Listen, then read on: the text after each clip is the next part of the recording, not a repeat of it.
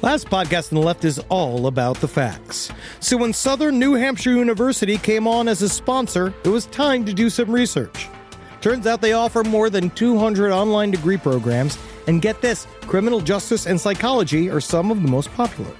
Classes have no set meeting times, and tuition rates are some of the lowest in the U.S. Want to learn even more about SNHU? Visit snhu.edu/last. Insurance isn't one size fits all. That's why drivers have trusted Progressive's Name Your Price tool for years. Just tell Progressive what you want to pay, and they'll show you coverage options that fit your budget. Visit Progressive.com to find a car insurance rate that works for you. Progressive Casualty Insurance Company and Affiliates. Price and coverage match limited by state law. Hey guys, it's Jackie Zabrowski, and Page 7 and Wizard and the Bruiser are going back on tour with the Release the Butthole Cut Tour. We're coming to your town. Hold it, where are we going? Salt Lake City, Denver, Colorado, Las Vegas. We're going to Portland, Oregon, Tacoma, Washington, Oklahoma City, Kansas City, and St. Louis, Missouri. Where can they find tickets, MJ? For tickets, go to lastpodcastnetwork.com. What's that again? Lastpodcastnetwork.com. Hell yeah. There's no place to escape to. This is the last podcast. On the left. Side stories. From your glade. That's when the cannibalism started. Side stories. Yes.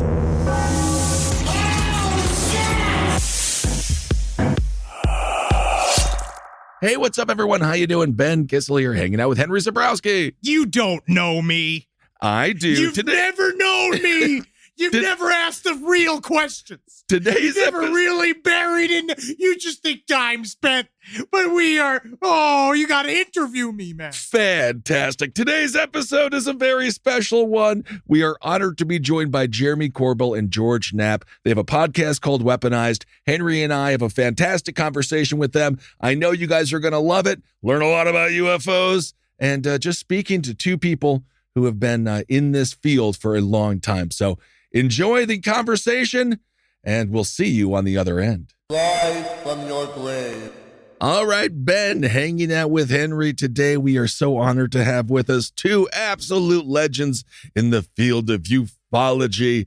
It's George Knapp and Jeremy Corbell. Their new podcast, Weaponized. Make sure to check that out. Thank you guys so much for being on the show. Glad to be here, gents. Thanks for inviting us. Yeah, thanks so much, guys. It's a true honor. I can't believe it. Honestly, because Jeremy, I've loved your work and like what you brought to the new world of ufology and kind of like neo ufology. I feel like it's finally starting to get like taken serious. You know what I mean? Like it's starting to. The X-Files theme is played less on the news. Yeah, but next to these stories, it's an interesting time. I mean, look, I think like you and like a lot of people, it's a super fascinating topic, but we didn't always have the ground that we're standing on now, where there's all these acknowledgments. So it's a kind of interesting time to just be involved in this subject, you know? It's crazy. And then George, I was like, I've been hearing your voice for so long because I'm a coast to coast head. Mm-hmm. I've been so deep that it's like, it's so nice that finally, and I will say, seeing it over Zoom,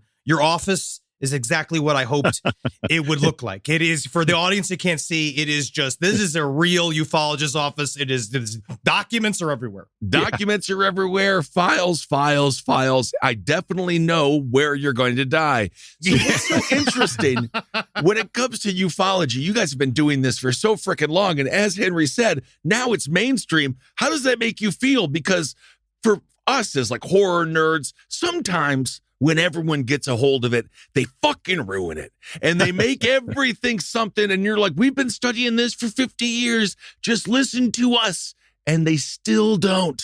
It's kind of a mix for me. I mean, when I started out in this back in the dawn of time, 4 years ago, you know, my main goal was to try to organize it. You look at the UFO field, and back then as today, it's a mess.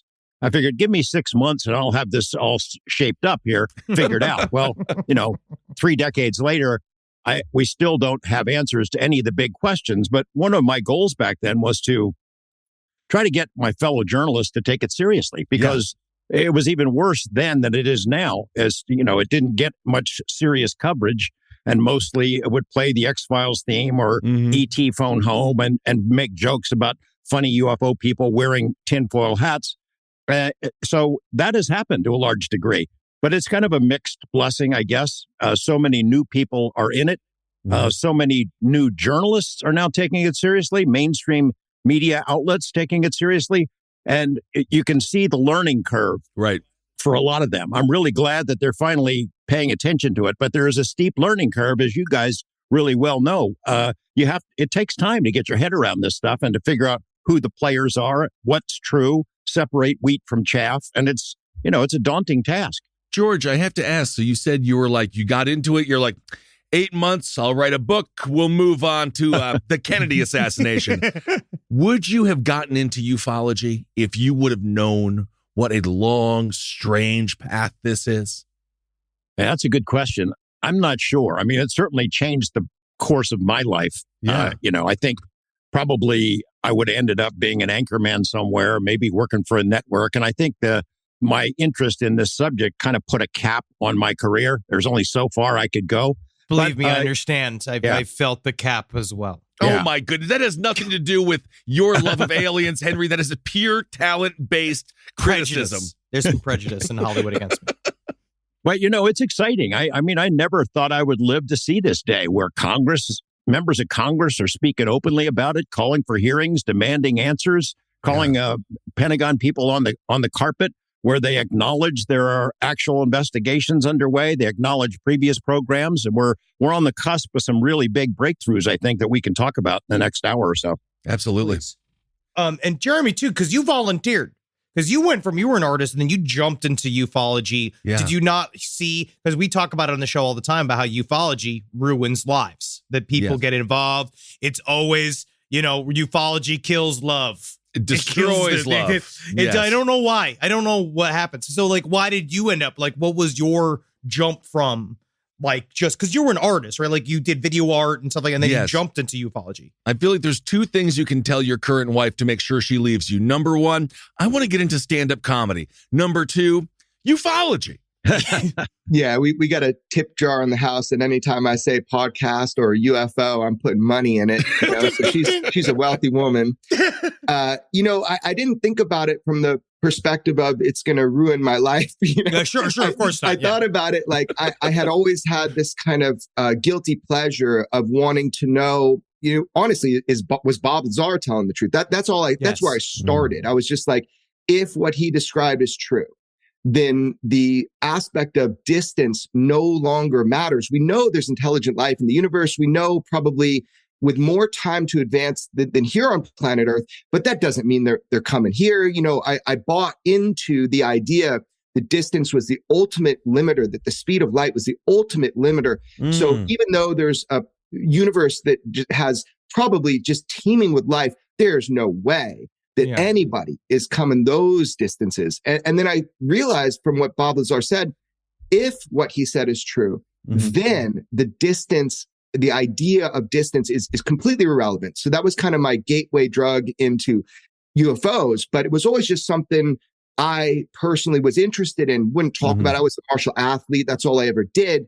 But then one day, and I say this kind of seriously, I got weaponized, dude. I went from passive, just consume information to no, I want to fucking find out. Yeah. And that started the road of moving from the art career that you talked about, which was really just necessity. I got really sick, but it was just turning from that, grabbing a camera. I realized my camera was my passport. People would say shit to me. I couldn't believe they wouldn't tell their family, their wives. All of a sudden they're spilling beans to me. I was like, that's powerful. Whatever this object is in my hand, even if I turn it on or not, it's like there's something about it. And so that was, for me, really getting into is just personal interest. I never knew I would report on this stuff, especially with George. I had no idea I was going to do that. I just wanted to learn. That's fascinating. The one word that stood out to me during that statement you were making is the word "if," because isn't that the ultimate crutch of all of this? If they're telling the truth, who is lying? And isn't that this is a real question I have too? I'm along these lines, where you're like, okay, you looking for the center of a question that you start off on this question of Bob Lazar is a perfect example, right? Where it's even of a chunk, even 2% of what he says is real, it opens up a whole world, like an alternate history to the United States of America, all this type of shit. But like when you're constantly circling, like I was listening to your recent episode where you talked about the UFO, the guys going, the crash retrieval guy, like talking about like how do you suss out what is real, what is not? How do you get to the center of that circle? Like after all of these years, and like, or do you? Is that literally that spiral the reason why everybody goes insane in the middle of working on these subjects? Let me put it this way. I've put this question to some of the best minds in the world who've investigated this subject matter over a longer period of time than I have. Is it knowable? Can we get solid answers? They all seem to think yes, but we still don't have it. All the biggest questions from when I started more than 3 decades ago, we can't answer any of them. Where are they from? Why are they here? What's their interest in us? What's the nature of the relationship between humans and whoever they are? Are they extraterrestrial or something else? I mean, there are a lot more exotic combinations and explanations that are now on the table that were not part of the conversation when I started. But back then it was, the dominant paradigm was, if they're aliens, then they're in fact space aliens. They're extraterrestrials. They're jumping in spaceships and coming here and visiting Earth from somewhere else. But as we know now, there are a lot more exotic possibilities, and there might be more than one answer. The fact is, we don't have any answers to the big questions. Even if there are crash retrievals, if there are spacecraft stashed in some Lockheed warehouse somewhere, it doesn't necessarily mean we're going to be able to prove it came from Zeta Reticuli or interdimensional or as a time traveler. I'm not sure that anybody knows the answers to any of this stuff. Well, you mentioned Lockheed Martin and obviously, again, Weaponized, the name of the podcast. What do you think, Jeremy, when it comes to the fact that perhaps these large corporate oligarchs might be in control or, have their hands on this technology? Isn't that kind of scary? Yeah. I mean, here's the deal, man.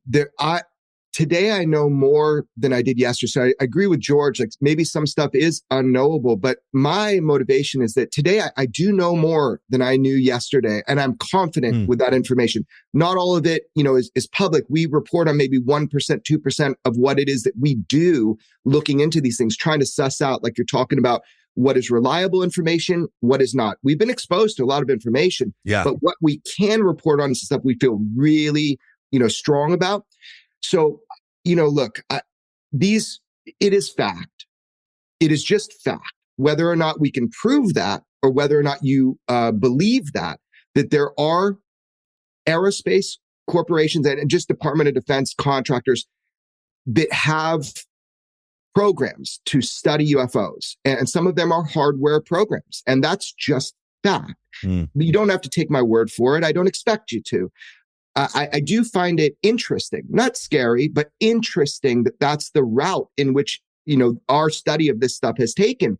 It's very obvious. One of the reasons is so that you can't FOIA or Freedom of Information Act request about this stuff. It's also a way to keep privacy. Remember in the Cold War, during this time period, when some of these events occurred, we're trying to straight up, there was a race, and there is a race to try to, if you buy into the basic idea that there's a technology from unknown origin, to try to reverse engineer this stuff for an advantage, a technological advantage. And that is fact. Now, if consensus reality catches up with that fact, that's an interesting day. Yeah. So I do understand why there was the secrecy and why these programs were stovepiped into these technology realms through private corporations. It makes absolute sense. Sure. But I do think we're living in a different era now. And the transparency that is needed now is different than what was needed back then. Yeah. Well, as an old, like a conspiracy head, right? Because you guys,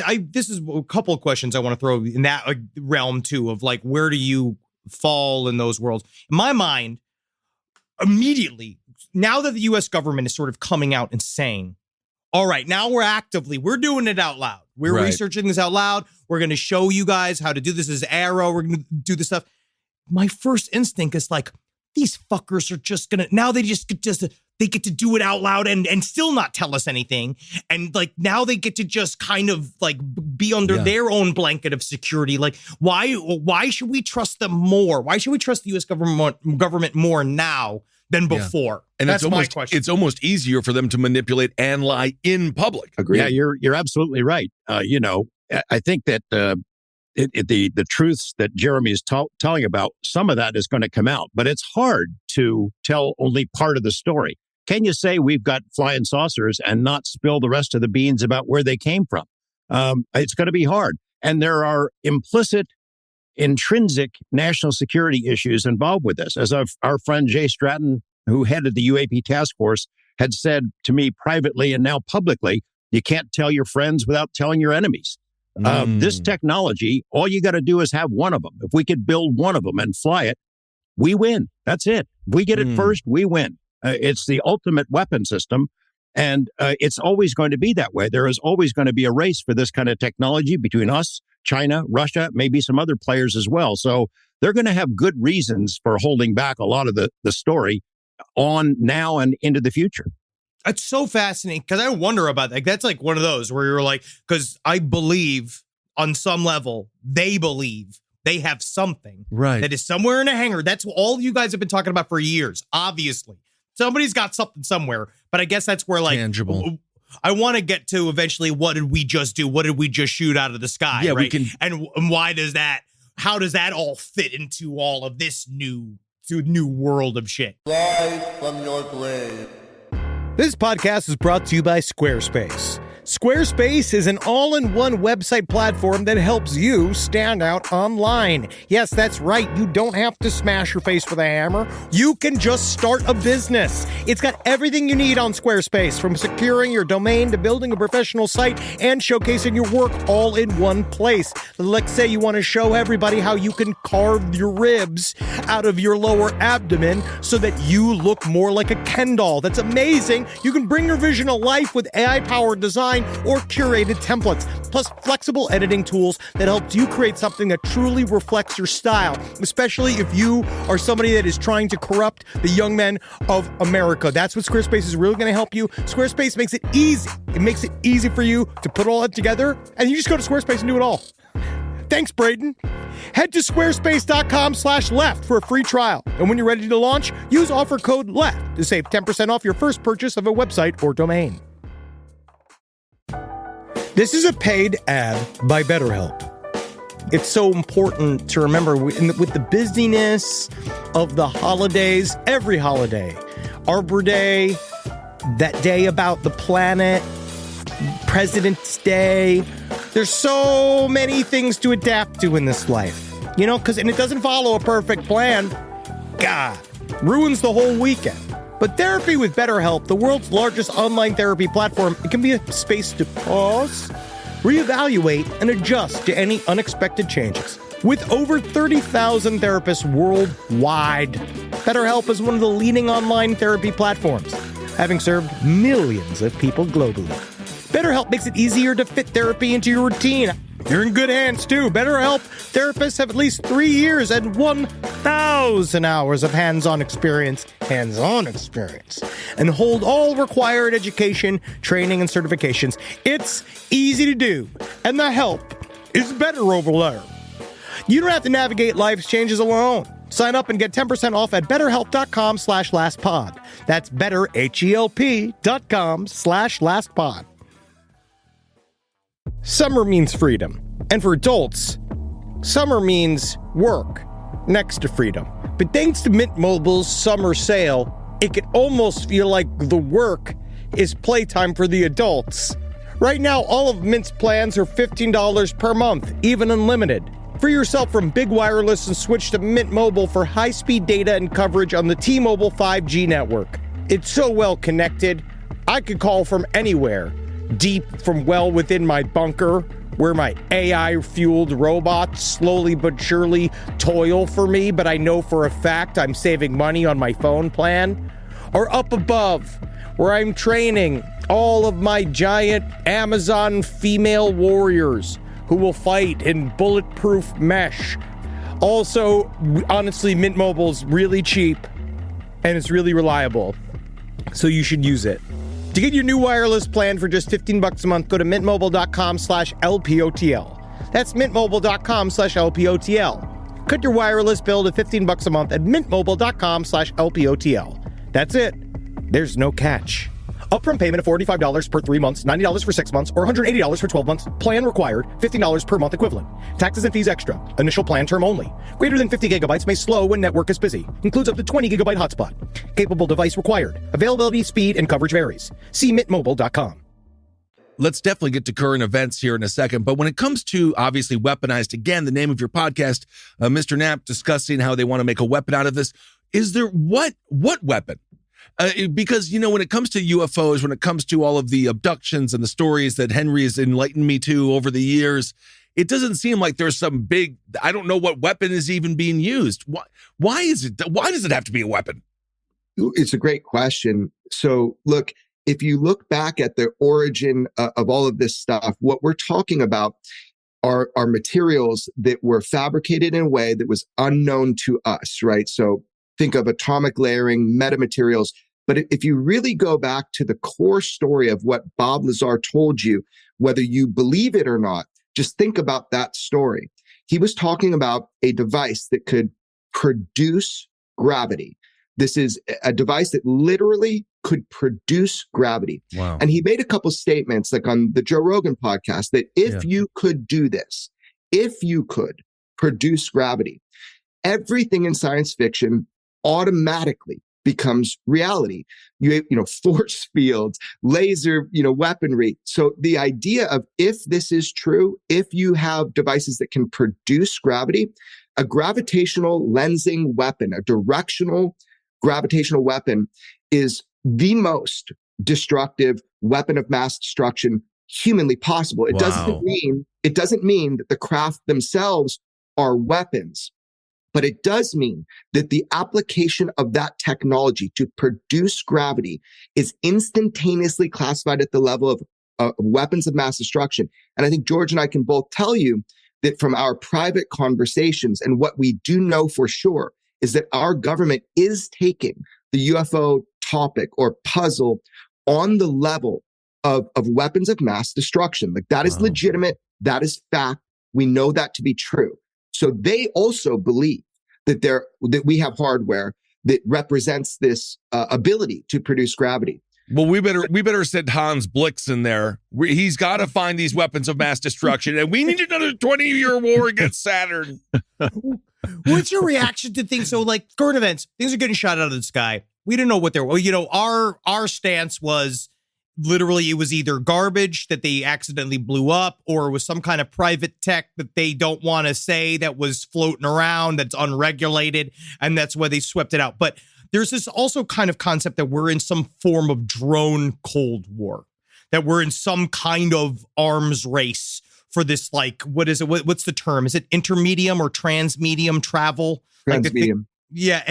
But so what's your take on this? Because we talked a little bit as we talked on the show about, we kind of watched live the messaging systems of various intelligence agencies play out on the news. Like, you watch them try to figure out how to say it and what to do. And so it's kind of an education and like how they handle something like this, or how they would handle something like this. But like, what's your, like, not to kind of open it that far, but what's your take on what we just experienced, and how does it translate? Because I feel, that the Chinese has something like that, right? They'd be using it a lot more often, but I don't know. Maybe I'm wrong. I don't know. Okay. So look, man, the idea of Chinese spy balloons coming over the US is not a new idea. That's something that's been happening for decades and decades. It was very much theater. It was my impression, because of what George and I kind of know about this, is that was theater. The idea that we pop a balloon with a missile. I mean, it was pretty crazy.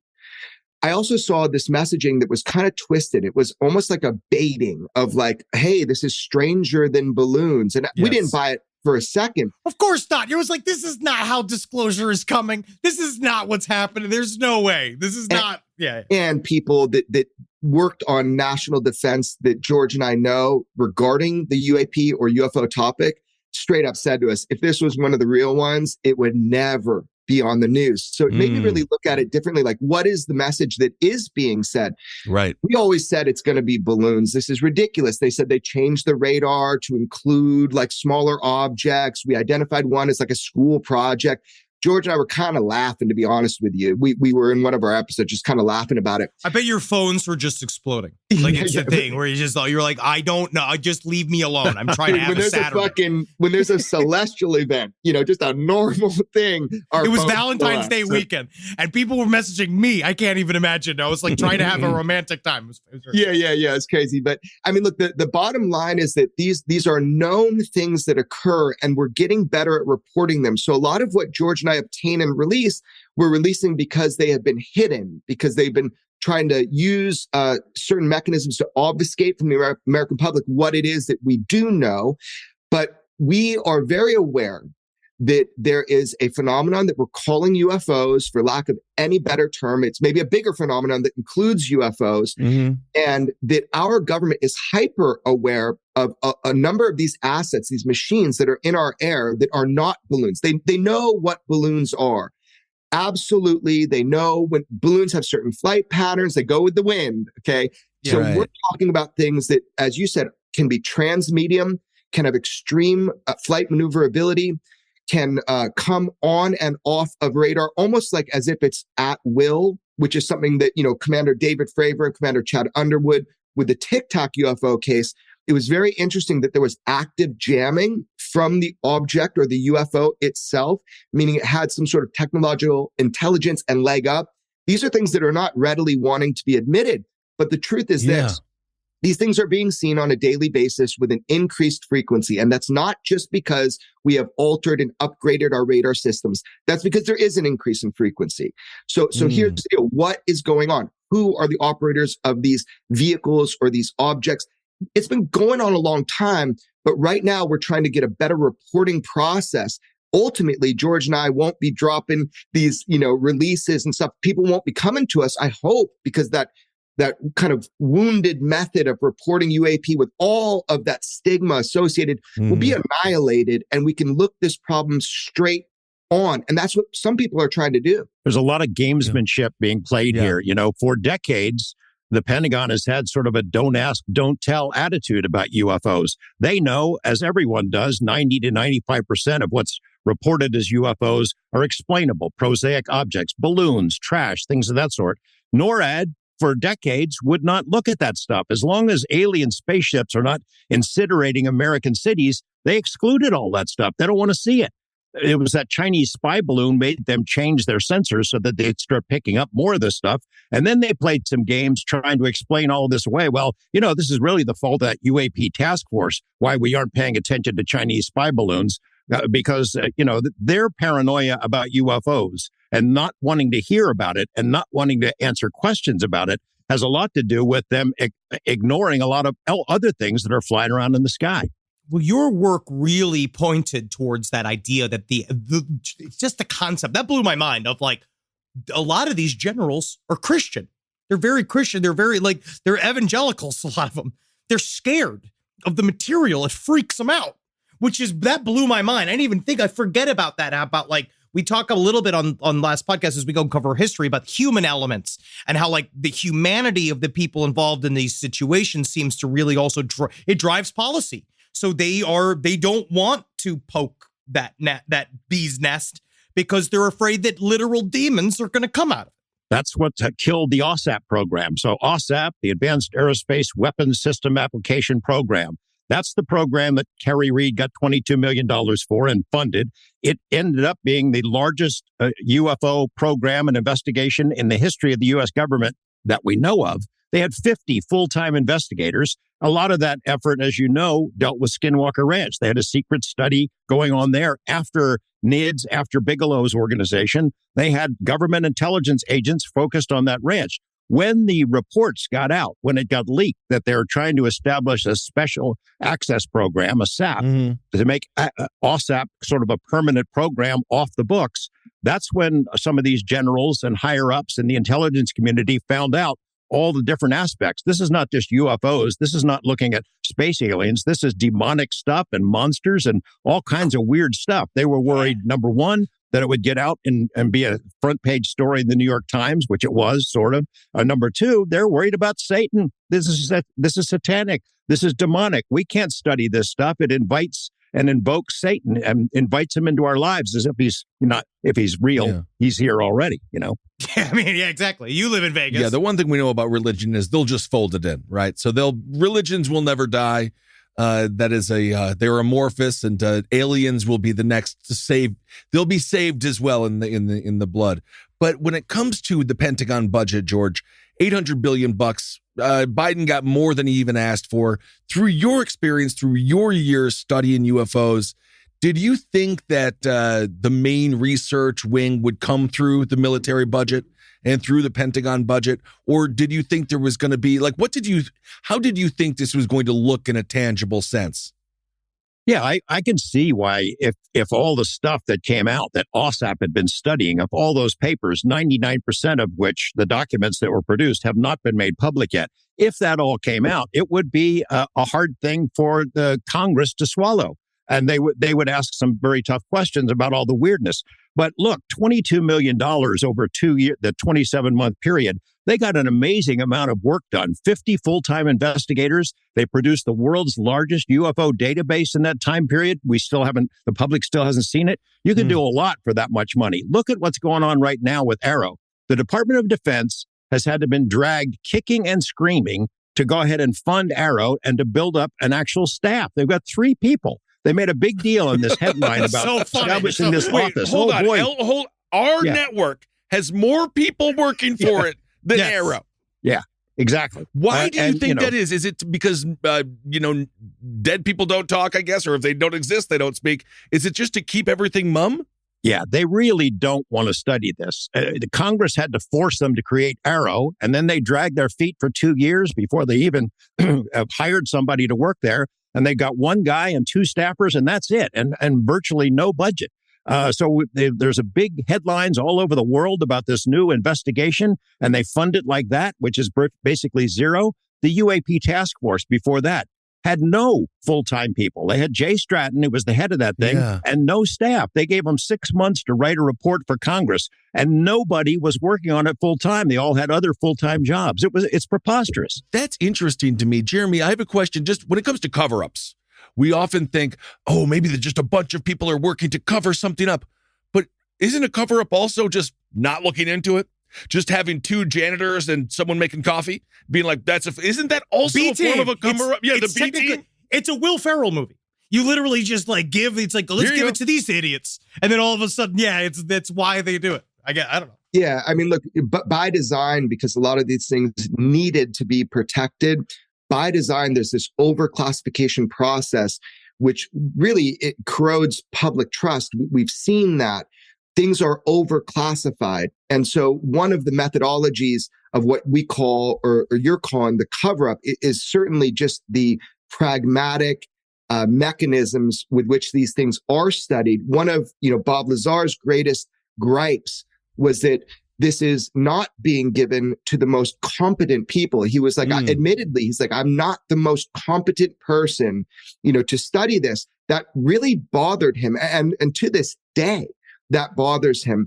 I understand that you can't just open up an atomic program to crowdsource it to the entire world because all those secrets come out. I get the basic premise, but there's always this level of you need to be honest with the people that you represent. And the honesty comes in, look, these events did happen.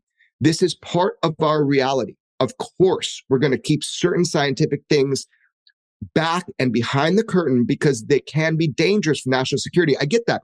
But the fundamental topic of that, look, we can now say UFOs are real in the sense that there are objects of unknown origin that do fly with impunity in our restricted airspace. And that's an important sentence because that tells you there's a technology that's evading our national defense.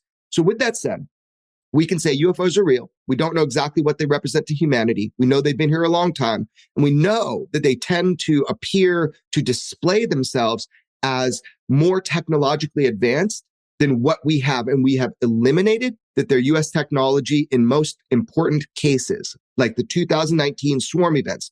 That has been eliminated. They were not our technology. So whether you call them drones, UAS, unmanned aerial systems, UAP, I don't care. What we do know is that they weren't ours. And if not ours, whose were they? We've also eliminated they were not China or Russia or any technologically advanced nation that we know of currently. So then comes the big question, which is that if they're not ours and they're not theirs, and by the way, at times we're both firing upon the same UAP, and that is fact. And we're going to report on that. George, that was really interesting. And when you talked about that, because that really points to it. We're like, oh, so they're all shooting at the UAP, so it's not theirs either. Yeah, do a little clip note on that if you could. Yeah.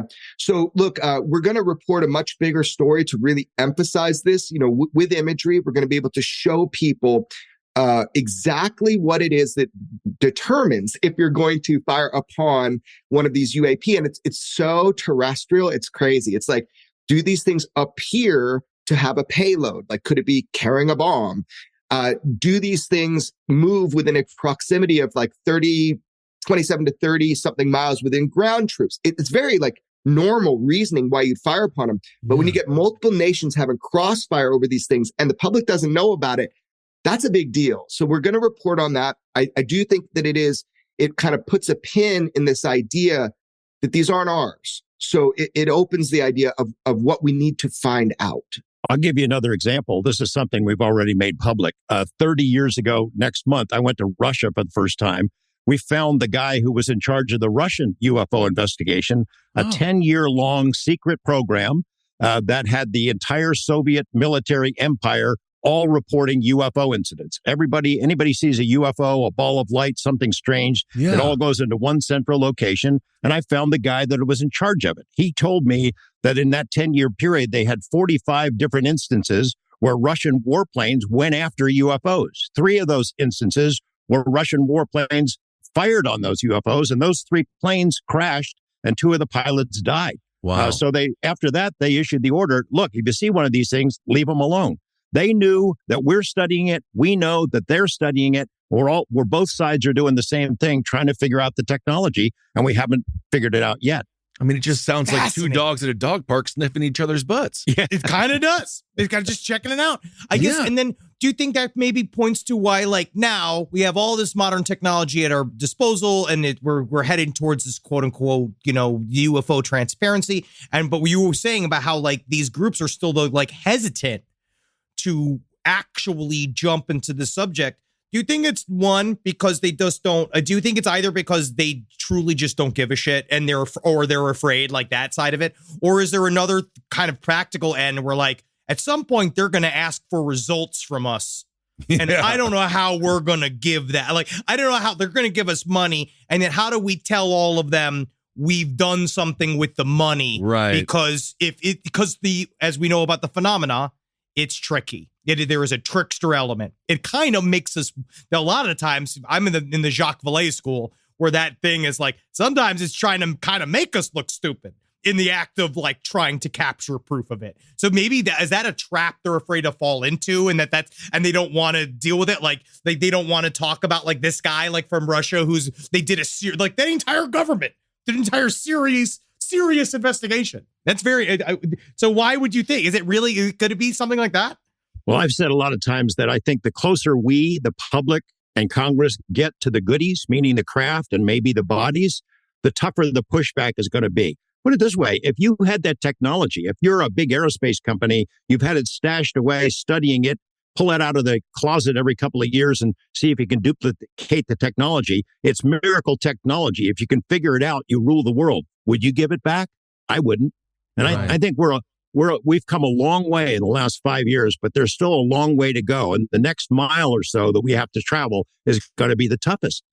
Forcing them to give that stuff back, assuming that Congress has the will to follow through on that, is going to be really difficult. Well, and obviously with the red tape and just the way that the system is set up, it's really set up for a long process. And of course, God knows when it comes to when they do release whatever it is, the word redacted will be said quite often. Rise from your grave. The first few weeks back at school set the tone for the rest of the year. iExcel helps kids build confidence and get up to speed fast. IXL is an award-winning learning platform that helps kids truly understand what they're learning, whether they're building math confidence, strengthening reading and writing skills, or reviewing science concepts. We know our little Carmelita is doing extremely well in chemistry, to the point where we're almost concerned. Her experiments are taking her to the edge of knowledge and bringing her to questions of not whether she can do what she wants to do, but whether she should. And Wendy's learning a lot about the Civil War. And from pre-K through 12th grade, IXL offers personalized interactive learning that adapts to each child's level and pace. Like it balances Wendy's love of chicken with her love of the Civil War. But it's still wonderful what IXL helps her to get leaps and bounds beyond the other children at school. IXL is used in 96 of the top 100 school districts in the United States. 96 of the top 100! Studies show kids who use IXL score higher on tests, and also higher on whether or not they're going to get any snackies after their main dinner. Make an impact on your child's learning. Get IXL now.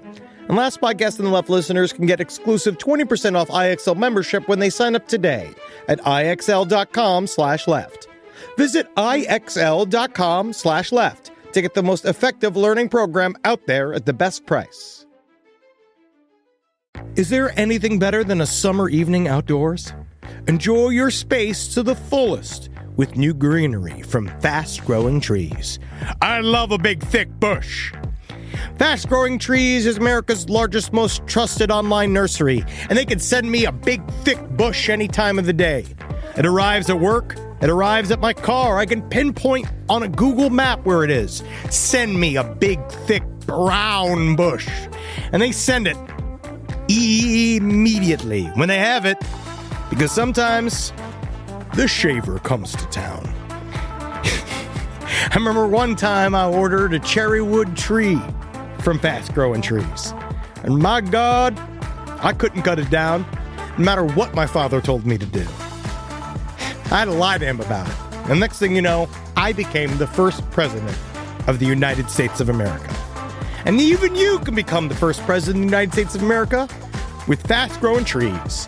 Right now, get up to half off select summer planting essentials, plus get an additional 20% off your first purchase with code LEFT at checkout. That's an additional 20% off at fastgrowingtrees.com with code LEFT at checkout. Offer is valid for a limited time only. Terms and conditions apply.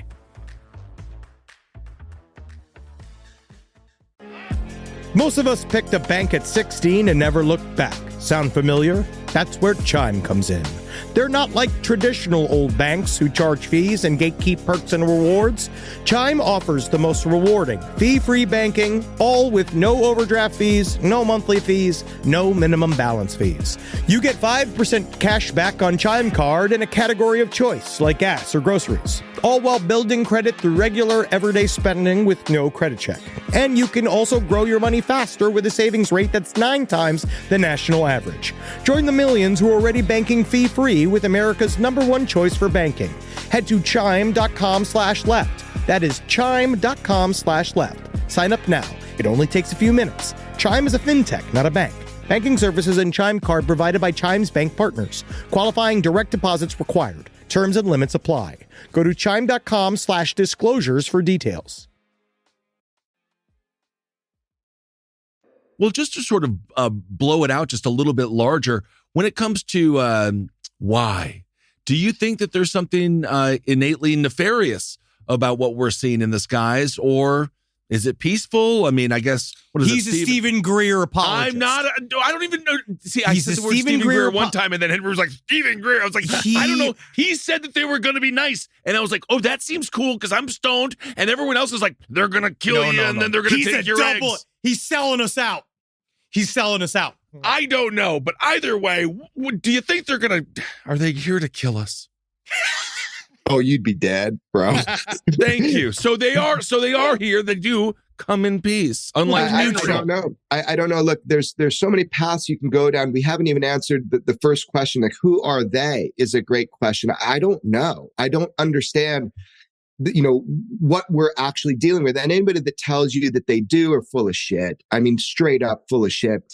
You got to kind of be warned about that in kind of your own life, which is that anybody that says they're an expert in UFOs, and people like label us that, and we laugh because there is no expert in UFOs, unless you've had some sort of long-going contact. But, it reminds me, just because we're having fun right now, totally theoretical, it reminds me of a couple different stories. So one is Childhood's End, which is a book by Arthur C. Clarke. If you haven't read it, it's super cool to read. One of the reasons I thought this is an interesting metaphor is because in this book, you've got these ships that hover there over major cities for generations to acclimate people to the fact that there are these other beings. And why did they do that? They had a little problem, which is that they physically appeared to what we would call demons, forked tails, red bodies, horns, a little bit of a problem when you're trying to be socialized. So there's my name is Blarb, and I am here to be a financial advisor. Yes, I look like a demon. People are screaming and running around. Yeah. I mean, so it's like there's one aspect to it, which is like the idea that there is because we know the UFO phenomenon is this long ongoing thing. So part of my mind, when I'm just kind of having fun, drinking beers with some friends, is thinking, well, maybe there's this long acclimation process of just, inspiring us to look one step ahead. And you notice that with UFO reports is that the technologies seem to be just beyond what we have at the time, almost like, check us out. This is something you should be aware of. So that's one theory, is that there's this, benevolent kind of program that I call the techno-terrestrial, the idea that we are trying to be led towards an agenda of increasing our ability to be a technological hub for a much larger program. And that's a really cool kind of thought experiment, this idea that we're just kind of being nurtured. Humanity is being nurtured, possibly even seeded, in our genetics and DNA, which people have talked about, all those crazy things. It's a cool thought to have because everything is on the table right now because we don't know shit. But then the other side, the darker side, that's my view. My view. Yeah. My world. Yes. We raise cattle. And what do? We give them antibiotics if they're sick. We feed them food. We take care of them. But they are our food. Right. And so that is another kind of way that people look at this matter. If you talk to military people, their just default position is this is prepping the battlefield. And so that's their ideas, not mine. I want to be really clear on that. I'm just talking out my ass right now. Sure. But what I am saying is that you can look at it either way. The public likes to say, we can handle the truth. I hear it every day. Why don't they tell us the truth? We can handle the truth. And I think if the ultimate truth is these are space aliens, extraterrestrials popping in and out to see this weird drive-in movie theater drama that's called humanity, we're ready for that because we've been conditioned for that. But ultimately, the truth might be much stranger and much more disturbing than that. Let's say the evidence becomes clear that we have been genetically manipulated and engineered over eons, over millennia, that they had a hand in creating the modern human race. I think a lot of people would have a real trouble swallowing that. God is a space alien, not a big bearded guy in the sky. What if they are here and we are an experiment that is ultimately they're harvesting us for something else, if not food, souls, something like that. We have something they don't need, or that we're just an experiment. And when their experiment's done, poof, we go away and they start it over again. And there's a lot of disturbing possibilities that have been raised by the experiences on Skinwalker Ranch that suggest manipulation of human events on a mass scale. The evidence is not real clear, but there is evidence that they've been messing with us for a long time. They obviously have not attacked our cities like with giant laser beams a la Independence Day. They could. The technology that they have shows that they could. So what is their time scale? What is their time frame? What's the ultimate? Where's this experiment leading? There's some pretty dark possibilities, and I'm not sure that people are ready for that. I don't think that we are ultimately. Skinwalker Ranch was just such an ultimate, because of all the other stories that we've covered over the years, and you guys have covered over the years. I always kind of view it as like there's a neutrality to them, where they really are, you hear from abductees and experiencers. And these guys talk about how, like, they always say, like, This is just an experiment. Like the way they message to them, be like, this is for your own good. We're trying to create this bridge. But Skinwalker Ranch was one of those places where you're like, oh, this is like a nasty thing. This is like a nasty thing. And do you think that this is, again, we're all talking out of our asses. Do you think that, I think it's got a psychic component. Like the phenomena obviously has some kind of psychic component. Do you think it's kind of like what comes out of it is what you feed it? Like, do you think that something like with Skinwalker Ranch where like that kind of came, like it almost kind of gave into the negative energy and then people sort of like, and that maybe even, because we have friends that do various paranormal research stuff, and that even something like NIDS could have inspired the phenomena itself to be hyper aggro? Like, do you think that there's anything else that you've heard in your time that would point towards that? Or I don't think so, because that phenomena, that intelligence there has been there a long time, way before NIDS. Yeah. It's been there much, much longer than that. The Uinta Basin has always been like this hot spot. Yeah. And there are other places around the world that are like that. Whatever the intelligence is that's there plays games, and it seems to at times feed off of fear. It didn't kill any humans that we know of, but it sure as hell obliterated cows and dogs and cats and other animals, messed with horses. It seemed to get a kick out of scaring the hell out of the humans who were there. And it suggests that maybe there's more than one intelligence operating here, that there are teenage pranksters and maybe evil alien forces of some sort, and as well as some benevolent presence that has our own best interest at heart. It goes down to, it might be more than one answer. Yeah, I was thinking, so the majority of reports that are sent in to me and people just telling me their story and not wanting other people to know it just so that they get it off their chest, I'd say 99% of them, their UFO encounters are like a car crash. It has nothing to do with what you're thinking. It has nothing to do with your intent or your will or your awareness. It is a shocking event for a lot of people, whether you believe them or not. That is 90% or more of what's reported to me, is these instantaneous collisions with this unknown thing. So I begrudgingly do say that the evidence suggests that there appears to be some connection to consciousness. I don't understand what that is. I am not in that field. I don't understand it. Now, is it because that awareness is being played off of and manipulated? I don't know, but I just know that 99% is people that just have these car crash experiences. But people that do kind of project an intent with these things. I mean, look, I've asked to see a UFO almost every night. I looked up at the stars. It's all I do. It's all I do. And never answers the door. Yeah. The one time I saw something that is absolutely not something I could explain, had nothing to do with my intent. But all of a sudden, it's like you have to wonder, by these reports, is there that connection? So like you're saying that Henry, you believe there to be some conscious. I can't rule that out. There's a consciousness aspect to it at all, especially because of what we know from the ranch. Well, and let's bring it back to more of a tangible human conversation when it comes to how can this be used by governments across the world. Obviously, there's been a large conversation as we get away with, money, currency is becoming digital. When it comes to one world governments, people that are in control, the power, the group of people that control things have become smaller and smaller and smaller. Do you think that this phenomenon can be used to create things like a one world government, to create things, or a sort of paranoia amongst society, amongst citizens? Now we're in coast to coast. This is a proper, full coast to coast episode. We've done it. Do you think that it's possible that this can be used by, again, human beings who crave power over other human beings for horrible, horrible reasons? Sure. I mean, no question about it. It can be used to scare the hell out of us.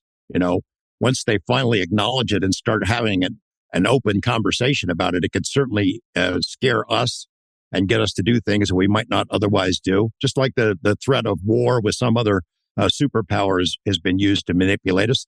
The technology itself, somebody gets control of that. Let's say it's not the U.S. government that gets it. What if the Chinese get it first? What if a private company gets it first and decides it's not going to give it back? Mm-hmm. Yeah, you can see a lot of different kind of dark possibilities out there, and fear is a powerful motivator. This is scary stuff. Yeah, George and I really have defended against being part of a mechanism like that, if indeed a mechanism like that exists. And so we have this is a verbal confirmation you're not CIA. Correct. Yeah. Okay. Okay. Oh, that's fine. I'll have to take Sounds like something a CIA agent I know there's so many rumors about out there because seeing it from the outside, I was actually talking with my wife about that. Seeing it from the outside, like, how do these guys get all these fucking videos? You know, how do they do it? You know, obviously somebody from within the government is giving that to them. And the deal is, actually, it's fucking hard work. And I see myself as very fucking charming. So the deal is this. We really do, and I think this is important. I don't think we've ever said this publicly, but like, we really defend against being part of an unknown mechanism that is trying to manipulate public awareness about UFOs. And the way that we defend against that is that we will obtain numerous versions of the same assets, the same videos, the same storylines, the same documents, and we'll make sure that it comes from unknown people to each other from various sources. Of course, we'll go proactively start poking around. But the idea is we don't just take something that's given to us and jump out and frivolously say something like, these were pyramid in shape, talking about the 2019 events. Yes. Obviously, optically, there's a lot of issues with that footage and people have brought those to light, but that doesn't mean that they have all the information. When George and I say something like that, it's because we have been exposed to information that is not public at this time. We don't just frivolously say that. And also we weren't there on those ships, but we've talked to more witnesses than any intelligence agency, you know, within the United States mechanisms. We know that for sure. And because there are so many different forms of this footage or optical information, we can say, look, whether the public wants to believe it or not, there's truth to that original report. So we defend against the idea of being utilized or manipulated to create a narrative that is untrue. And we do that to the best of our ability. You never know. But I can tell you for sure, Henry, I wish I was getting a paycheck from the CIA. That's what I was saying. It's like, I want the benefits. I would take the benefits. But no, it is very, because I know that what you're saying, I know what you're saying because I just know from the stuff that I've received over the years. I can't imagine the stuff that you have received. I'm very excited for the full report on the Baghdad Phantom because I do think that's also very, very, very compelling, very interesting. A full on solid log. Shooting across the sky is that is great. Let's tell your audience something about that maybe that hasn't been, you know, public yet or hasn't really been like told, which is, so what you're talking about, George and I, we called the Baghdad Phantom, and it was designated UAP by the Air Force, which is super interesting because they don't fuck around with this stuff, right? Like the Air Force. Silence. It's been so they have not participated in a lot of the things they should have participated in with programs such as the UAPTF, the UAP Task Force, or Arrow. So there has been a real void and a silence. But I want to say we didn't ourselves label it a UAP. We didn't ourselves label it even the Baghdad Phantom. Those came from file names within classified servers of the Air Force. That's what they designated them. And so that's what's important. We are showing you in the 2019 events, which we have really cracked open. Like if you listen to episode 2 of Weaponized, like we have definitively busted the debunkers on what they were saying. So what we're doing is we're reporting to the best of our knowledge what we know our government is doing, and we're providing imagery and evidence to try to crowdsource it and get it information. So with the Baghdad Phantom, the reason why George and I put it out is because multiple sources identified to us that there was a problem, that this stuff was being hidden by the Air Force, that it was being put into these little special archives that would never go to Central Command or even to Arrow. So we wanted to let our government know, as well as let the people know who are interested in this, that these are real unidentifieds, that they track these things, that if you look at the image, which it's hard to discern a thermal image. This is not an optical image like in the normal sense. You're seeing heat signature, but what you're not seeing in that set of 6 images is you're not seeing reactionary propulsion. So that is definitive. There's nothing shooting out the back to go forward. That would be white hot because it's filmed in white hot. You would see a big plume of exhaust. So this image or this set of images, I feel very strongly that it is going to, over time, mature into public consciousness where they start to understand the importance. But at the same time, it's already being pushed up to Central Command, to Arrow, to all the people that should have been given to in the first place, which I think is healing a little bit of that divide of why wasn't it sent up to us? Was it stigma? Was it off mission? Why? Yeah. Interesting.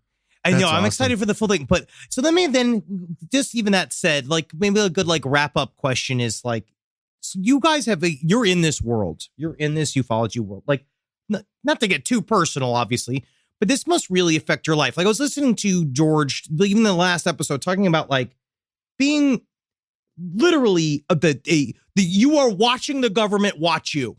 You know your phones are tapped. You know that they're following you around. How does that wear you? Is that just because you've been an investigative journalist for so long? Like you got like a thick skin, like you just don't give a shit? Or do you like it? Do you like that they're coming for you because it shows that you're doing it? Like, how do you deal with like, because I'm certain you guys must, because you're trying to actively do an active UAP investigation out loud, right? Like, do not get hit up from all sides from all weird sorts of characters and stuff. Like, how does that affect you as a person through these years of working on this subject? I know that in the beginning, when I realized that my phones were being tapped, and there's no way they went to a judge and got the okay to do that. When I was being followed around, people are trying to intimidate witnesses who's offered to talk to me. It really pissed me off. I mean, it just seemed so completely over the top and outrageous. Now, we've been accustomed, all of us, to believe that every electronic communication, every email and cell phone call goes into some gigantic NSA database, is all scooped up and put on supercomputers. We've all sort of been conditioned to deal with that. I know at the beginning it really ticked me off. It has certainly affected my life in profound ways, that I assume that everything that I'm saying and doing is being monitored. It ultimately is maybe scarier than what the ultimate UFO truth is that, these are humans. We know the bad things they can do for sure. Absolutely. Yeah, I would say that, you're asking, how does it personally affect you? I think about like Bob Lazar, how these days, he is so overly directed about the words he says because they've been so picked apart. It's not really our government. I've never been, resisted, only assisted. I can still say that pretty much, where George has had a different experience. It's more the attacks from the UFO fanatics. I mean, I get it. I get it. But it's like these personal attacks. Like, I definitely don't let, my wife, see the social media comments if I can. Like, she's just not on that shit. But it's like, they're horrible stuff. But look, our friends have been rated unjustly by different agencies. 3 people that we just talked about in a recent episode. And that's real. Yeah. Luckily, George and I got nothing to hide. So it's really good that we are on the right side of journalism and we stay on the right side of the law when it comes to the reporting that we do. Also, we have been directly notified that the information is not that our government is against what we're doing as journalists. Our government is more concerned about foreign nations' access to our lives. I found that to be really interesting because these are good people in government trying to get to the bottom of the real hole that we have in our national defense when it comes to the UAP topic and UFOs. And we have been, George and I have been informed that this is the concern. It's just other foreign nations not stopping us, but trying to get stuff before we vet it and make sure it's safe to put out. So I don't know. The question is, does it wear you down? I mean, I think George and I are both resilient people to begin with. And also I'm a little bit of a psychopath, or I don't know what you call it, but like, I don't really feel positive when someone says, good job. And I don't really feel negative when someone says, you're a douchebag with a terrible beard. Like, I don't really care. I just care that my puppies love me and that I get to hang with my wife and my family. That is the most important thing. Don't let them. Great beard, not patchy. I honestly think that's they don't have anything on you on that. They don't. Fear the beards, baby. Fear the beards. Fear the beards. Here. George, my final question. Radio, did you set out to become a radio icon? because you certainly are a radio icon at this point. Was that the goal? Was that your dream? Or was radio just the medium that was perfect for you? Yeah, like television, I just kind of fell into it. I didn't know I was a radio icon. I certainly didn't know I was headed toward radio, but I certainly enjoy doing Coast to Coast a couple times a month. It's a lot of fun. And now Jeremy and I are doing this podcast, which isn't quite radio, but it's radio. A lot of similarities. We're having a lot of fun. Similarities. Yeah. That's so cool, though. Yeah, because and then it just keeps going. So do you see anything else in your future? Do you feel like you're not going to end up starting going into like celebrity gossip, right? Like I feel like this is it. What are they doing? We're going to cover a lot of things on the show because, we have other interests outside of UFOs. It always, pulls you back into UFOs. But, we're going to talk about cinema and art and philosophy. We have some guests coming up that are really outside of that box. I mean, of course, we always come to them with, have you seen a UFO? And what's your take on all this? But no, we're having a blast, man. Just from a human perspective, I love the fact that I get to work with, one of my dearest friends and my mentor in journalism. And we get to do this on a regular basis. Are you fucking kidding me? This is like, for me, it's so fun. It's exhausting, but we're having so much fun. So I hope that it continues to be fun because we're going to keep doing it, And that's why I've said this before and I'll say it again. The aliens are job creators. And that's why we need an alien for president. Jeremy Corbell, George Knapp. Wow. Check out the podcast, Weaponized. Thank you both so much for taking time to be with us today. It's just been an honor to chat with you and very educational. Thanks, guys. Appreciate it. Great talking, guys. Thank you so much. Rise from your grave. All right, there was our conversation with Jeremy Corbell and George Knapp. That was awesome, bro. Motherfucker's a legend. Yes. George Knapp, he's great. Thank you for putting us in contact too, Henry. You did such a good job. You're really climbing up in the UFO community. Slowly but surely. You know what it is that I feel like, because we've talked about this with other ufologists, they don't want to be made fun of. And I was like, well, at least like we just make fun of ourselves in the process of doing it. And it's also because we unfortunately do the reading. Yeah. Also, by ufology standards, they're 10s. They're both quite. They're incredible. 10 out of 10. Also, George Knapp was a literal legendary anchor for years. So he's very handsome. Yes, he is. So anyway, thank you all so much for listening to this special episode of Side Stories. And hope you guys learned a bunch. And I'm sure you guys are screaming in your cars as we speak. Well, don't get abducted and be safe out there. All right, everyone. Hail yourselves. Hail Satan. Magustalations. Bye. Bye. This show is made possible by listeners like you. Thanks to our ad sponsors, you can support our shows by supporting them. For more shows like the one you just listened to, go to lastpodcastnetwork.com.